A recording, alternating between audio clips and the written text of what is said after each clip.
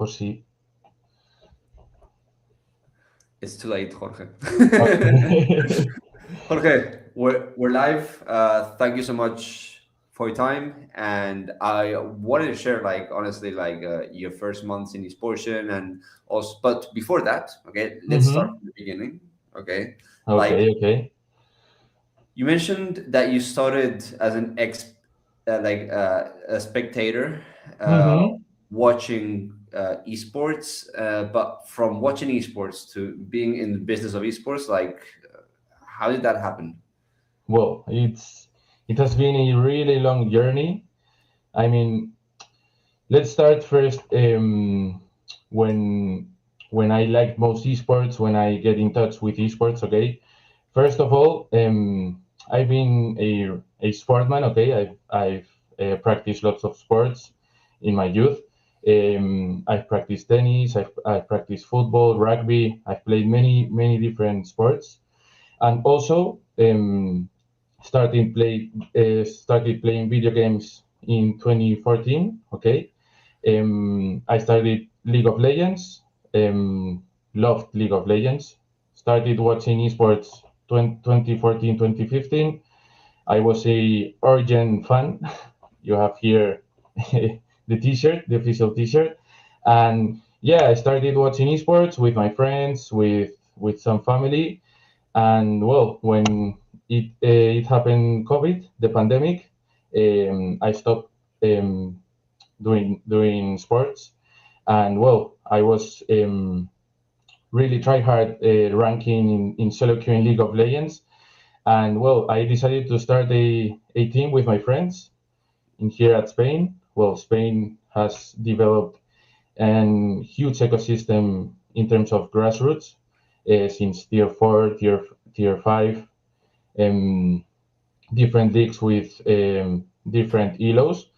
And yeah, I started this adventure with my friends. I was the captain, I was the coach, I I was managing the team, and that that sentiment made me to think, bro, you like esports, you like to manage, people follow you, you've like achieved how to be a leader, and that's when I stopped and thought, bro, why you don't have give a chance to this? I started researching how to get a a course, if a bachelor's degree maybe. Unfortunately, at that time they weren't bachelor's degree focused on esports, so I started a course here at Madrid in ESIC, and it was like 4 months of course. Mhm. And well, I finished that course and started my journey in esports in a company which was focused in mobile gaming. I've been working there for 1 year and a half. It was called back then Eco Games. I was the revenue manager. I was in charge of the leagues, tournaments. I also was a beta tester, so I've done a little bit of game design. I have also that part, of video games, not only managing players, staff, and all this. And yeah, I basically, when I was like 1 and a half, stopped myself and asked me, is mobile gaming my passion or is more towards League of Legends, Valorant, this type of games which are on console or PC? And I started a course which was as esports manager. I finished my course and started from the grassroots here at Spain. Um, Spain, to be honest, it's an ecosystem. Well, not an ecosystem. Sorry, they've achieved a really good ecosystem. Okay, I think from Europe is the country who has always developed since really young age. We have tournaments here all over the country. We have a league which you have if you obtain certain points you qualify for next division. So there are several divisions here at Spain, And yeah, I started in the worst division with zero budget, with anything. I didn't know anyone in the scene, and I started in a team in tier five, and slowly, but working every day, I've been achieving my goals. And well, right now I'm at tier two level, which is professional, first division in Spain. And yeah, I've been working through many titles in esports, League of Legends, Valorant, Call of Duty, a little bit of Brawl Stars, and right now I'm focused on Valorant. And yeah, that's a little bit my story, and and yeah. You've answered all the questions that I had, basically. No, no, okay, great. And how would you describe like the current scene in Spain? Let's focus on Valorant because that's what where you are hmm working professionally. Like, let's put tier two and then tier one. Like, how does that look on a day to day? Can they work full time? Is it part time? hmm What are the conditions? Okay, so first of all, I want to start when the game released. Okay, it was at 2020. At that time, there wasn't an ecosystem. Okay, it was uh, same level, everyone. There wasn't tier one, tier two, tier three, tier four. I mean, there were little tournaments, and teams from other esports title like League of Legends, Call of Duty wanted to invest in this title, and for the first 2 3 years, um, many teams were investing sponsorships. So Valorant was like achieving high goals. They were getting really good into the ecosystem, and many people could live from Valorant. But from 2023 24 onwards, when I started, franchise became a new thing. They emigrated from League of Legends to Valorant, the franchise ecosystem, and they established tier one, tier two, tier three, tier four. At that time, people in tier two would make a living by playing Valorant, okay? But right now, things have changed. Mm, not as many players can live from esports, okay? In tier two at Valorant, especially. I'm talking about also staff, coaches, managers, um, everyone who is involved in the industry. And well, I think that bad mistakes have been done by Riot, for example. Okay, also teams and league operators have done their mistakes. Okay, it's I think everyone has done mistakes. But yeah, to answer your question, 2 years ago, it was in a really nice state. People could live from this, and at that time, Spanish people, for example, could make a living from Valorant. And I would strongly suggest them 2 years ago to stay in Spain, to achieve your goals, to try hard here. But right now, in 2025, 2026, I strongly suggest that esports, maybe you cannot achieve your goals right. I mean, in a short term, you need to like have a view in long term. So you need to think that players have a short career in esports, okay? And when the ecosystem is in a nice place, there's money, people earn money. mm, Maybe you can forget about your studies, about your future after esports. But right now, it's a really good moment to visualize more opportunities aboard Europe. USA right now is a really nice place. I mean, you you've started a company 5 years ago because you've seen that many universities are investing in esports, and well, US, to be honest, it's the pioneer in university college scene Yeah. in esports. And yeah, right now I think Sportian is doing a really fine job. We are we are trying to identify as many players from Europe and trying to give them a good opportunity at the US while competing. Okay, with this I'm And not Canada as saying, well. and Canada, yeah, and Canada, and in the future we will have universities in other countries. I would say I'm not gonna spoil it, but other countries. Okay, not only US and Canada. Yes, and well, here we have Jessica saying hi, Jonas Alvarez saying what up, big, what's up? Hello, hello guys, hello. Yes, and so straight to the point. On average, Hmm. what is the player making in tier two in Spain, like and a manager? Uh, what are like salary ranges? Okay, so right now, well, in each league from Europe in Tier 2, because Tier 2 in Europe has many leagues, the Spain League, which is um, connected with Italy and Portugal. We have another league in Germany, in France, many places in Europe. The top four teams, you can get a decent salary, okay, more or less 2K 1.5K the euros, more or less, right now. But the teams which are top four to top eight, there are some teams which maybe don't pay, or teams which pay less than 500 euros, more or less, 600 euros, more or less. Those are the salaries right now. And when you go to tier one, how does that change?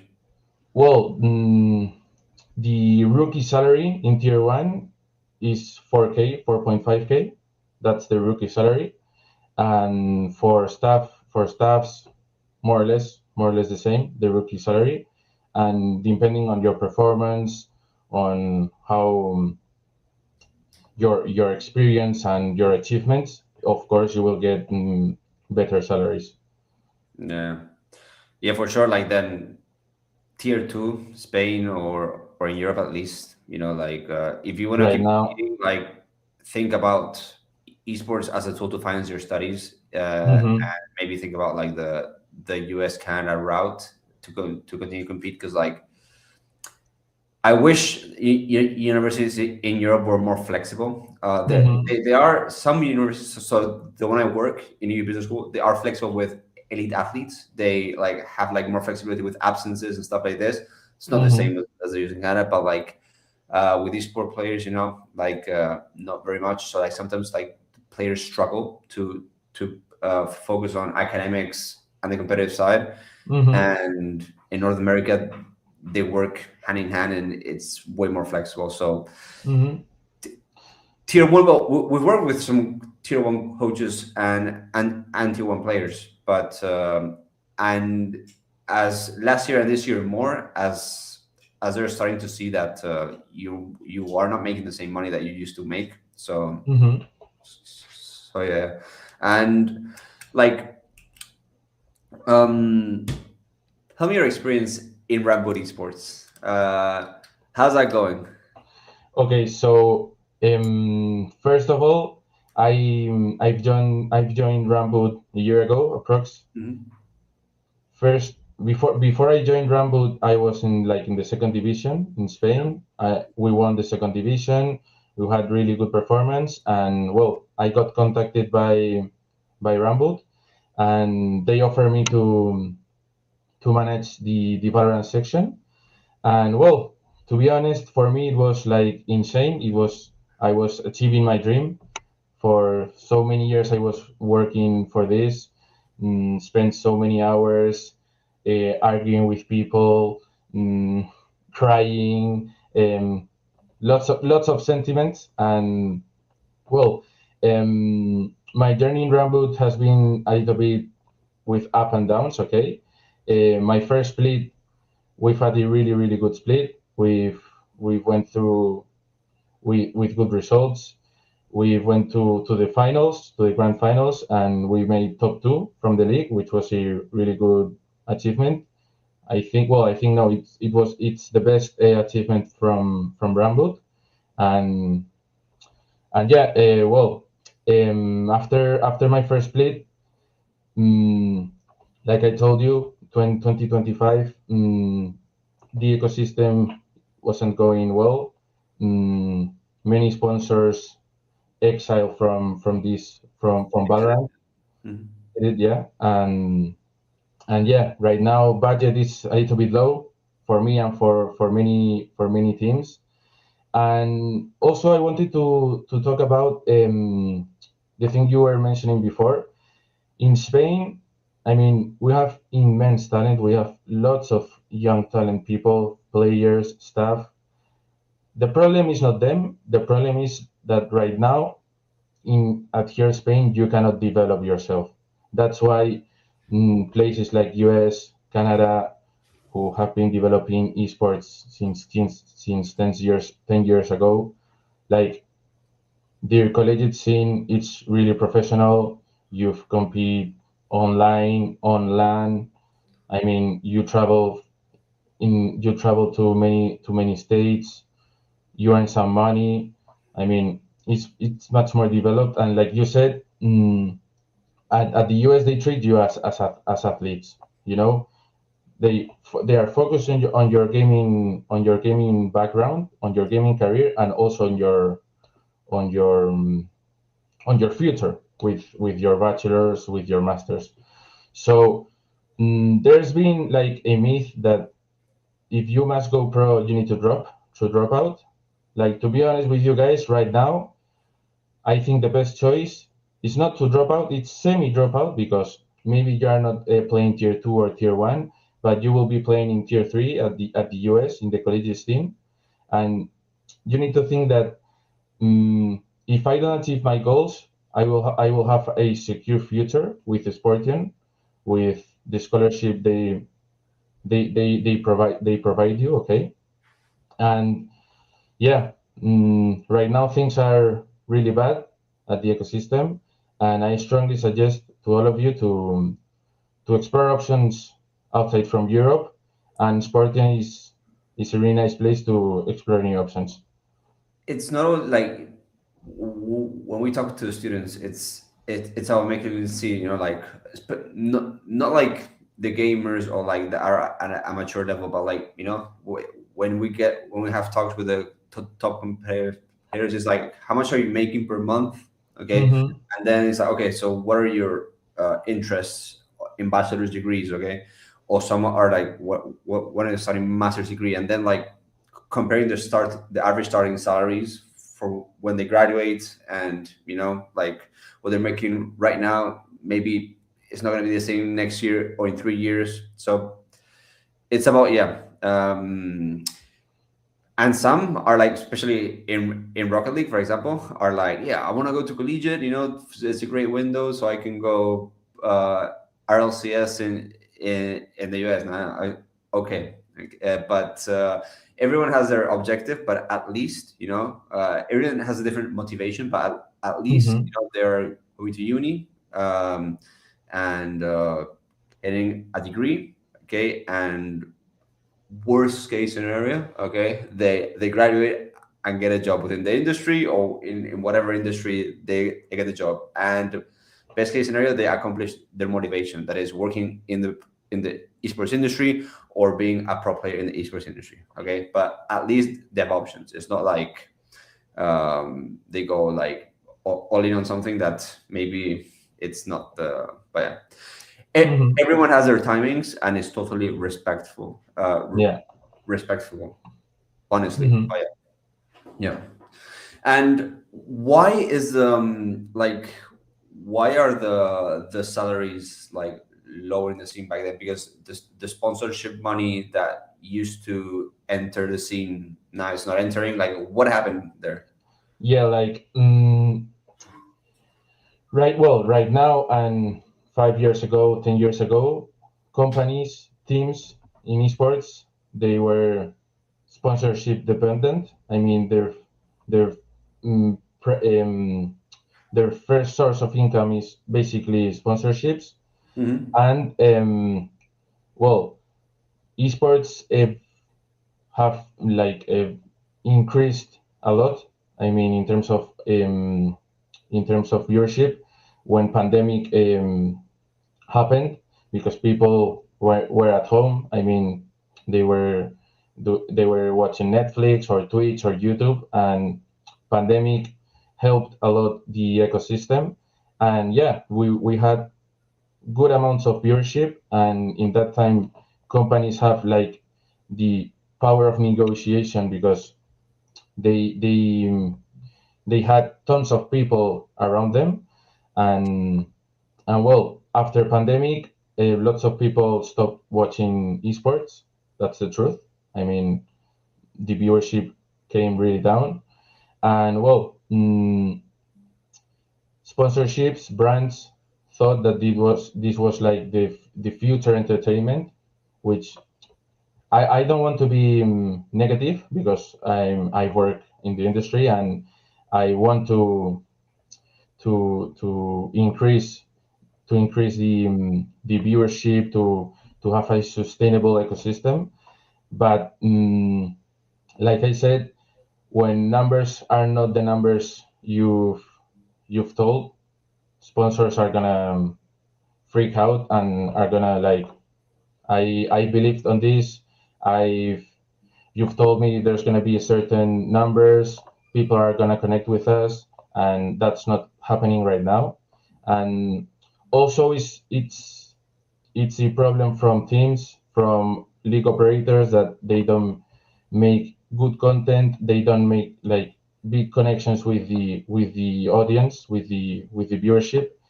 So there's several things that made this to what we are right now. Yeah, yeah, yeah. I mean, how do you see the future? Not very like long, like 3 years from now. Is it going to increase now? Like, have like has the industry found like the sustainable way to push through, especially Hmm. at teams? Like, if we talk about industry, like stakeholders is a bunch, but like teams, are they figuring out like ways to be a bit more sustainable, like more revenue source Hmm. of income? Yeah. So right now, I think teams are learning their lesson. They've seen what mistakes they've done, and yeah, they've done many changes. They've started to do presential events, selling merch, creating an experience to their audience, to their fans. And I think the future of Valorant is going to be brilliant. I really think it's going to be brilliant because they're going to make few changes in the format in the esports scene. Okay.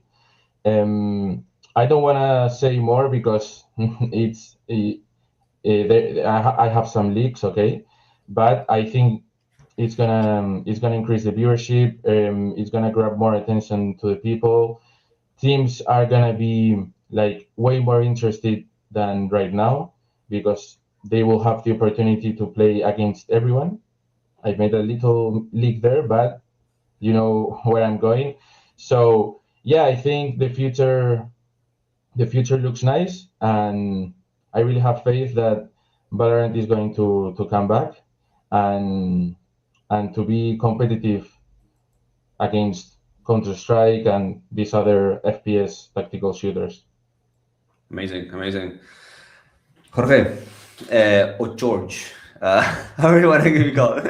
Yeah. As you wish. Here at the esports industry, they call me George. My family calls me Jorge. My friends. I mean, I Jorge, I, Jorge, I don't Jorge. Come really on, care. that's Spanish pride, man. Come on. Yeah, I was like, Jorge.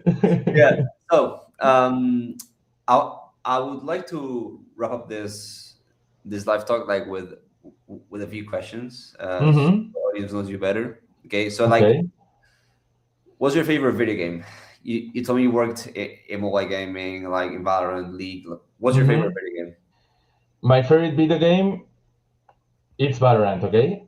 But I also like pretty much League of Legends.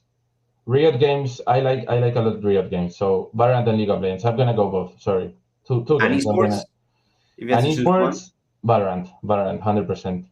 I mean Valorant. the frenetism. Mm, I mean the feelings you get in game. It's insane. It's insane. Yeah. And what's your favorite tier one team? My favorite tier one team, I would go with G2 Esports, G2? 100% Why? G2 Esports, because I think in every section they have League of Legends, Counter Strike, Call of Duty, Valorant. They are basically top tier level. They reach all internationals. They always fight for the top four from the world. I mean, it's a really nice organization with good people, good content creators. I mean, I think they are the best. Yeah. And who's the player that inspired you the most when you were an spectator? Well, like I said, I started my journey with League of Legends. I'm gonna go with Uzi. Uzi, it's a Chinese player who was an ADC player, and yeah, he inspired me a lot. He has been a really try hard person. He has fight for the best tournaments, and yeah, he inspired me quite a lot. Yeah, many Amazing. many people would say Faker, but for me, it was Uzi. Yeah. Okay. And before we wrap up, is there anything that we didn't talk about that you would like to mention? Mm, to be honest with you, I think we've touched the things I wanted to talk about. I wanted to talk about a bit of my career, how I get into esports, Hmm. and I just wanted to let people know that everyone can achieve their dreams. You just need to work hard, spend many hours, being creative, ask for feedback. I mean, yeah, that's it.